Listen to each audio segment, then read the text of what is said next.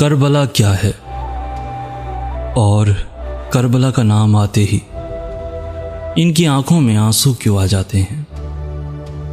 एक नाम जो सब्र और कुर्बानी की सबसे बड़ी मिसाल है, हुसैन।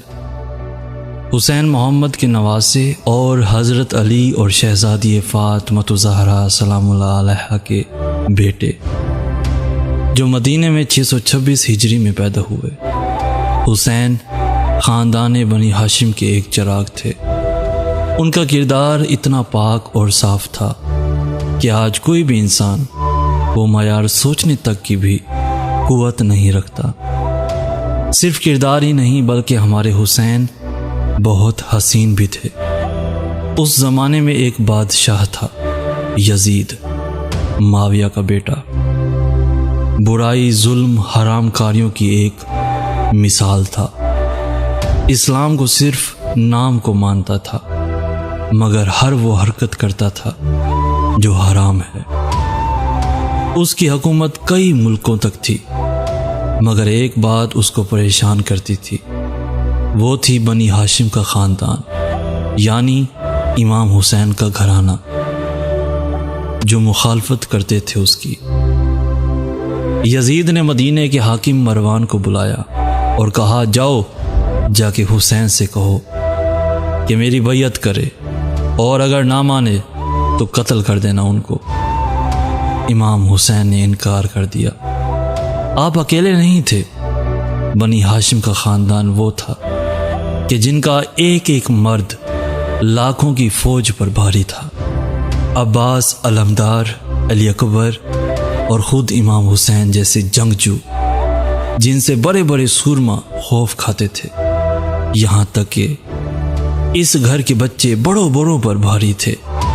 ऐसे बहादुरों को कत्ल करना आसान नहीं था। मदीने के हालात काफ़ी ख़राब हो गए थे। यजीद का आतंक जगह जगह छाने लगा था। आखिरकार हुसैन ने मदीना छोड़ने का फैसला किया। हुसैन जाना तो अकेले चाहते थे, क्योंकि वो जानते थे कि इस सफ़र में बहुत ख़तरा है, मगर ये मुमकिन ना था कि उनका साथ कोई छोड़ देता। लिहाजा वो पूरे काफ़िले के साथ रवाना हो गए। पहले आप मक्का में रुके, जहां आपके पास बहुत से ख़त कूफा से आए कि इमाम हुसैन हम आपके साथ हैं और आप कूफा आइए।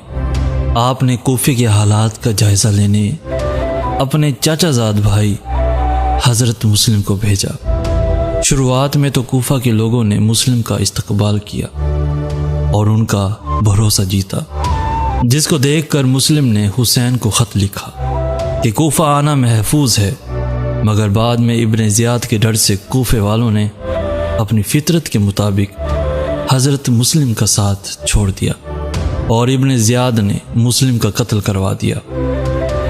इमाम हुसैन कूफे के लिए रवाना हुए। रास्ते में आपको हज़रत मुस्लिम की शहादत की खबर मिली। आपको बताया गया कि कूफा जाना ख़तरे से खाली नहीं।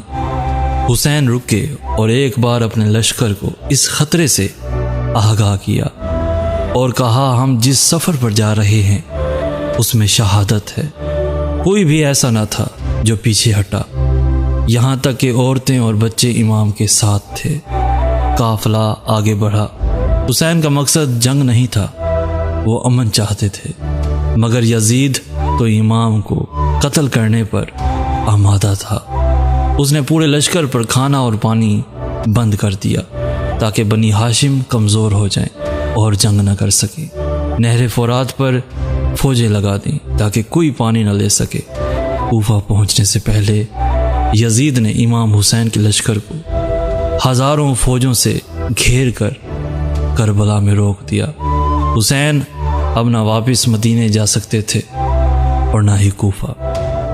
करबला की तपती ज़मीन पे खैमे लगा दिए गए। इमाम अपने लश्कर के साथ रह गए। इस लश्कर में बच्चे और औरतें भी थीं, जो कि 3 दिन से भूखे प्यासे थे।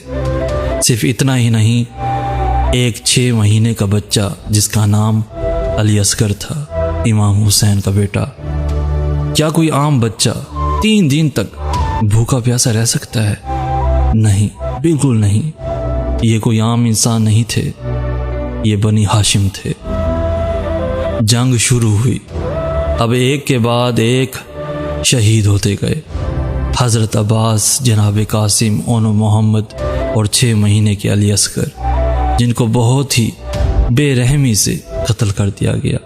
आखिर में इमाम हुसैन आए मैदान में।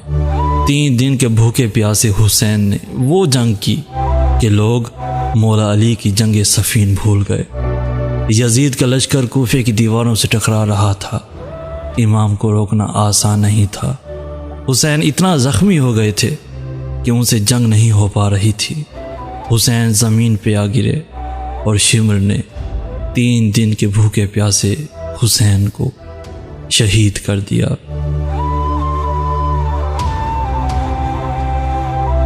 दोस्तों, ये कोई कहानी नहीं थी, ये वो वाक़या है जिसकी वजह से हमारे बीच सही इस्लाम पहुंचा, जो रसूल खुदा लाए थे।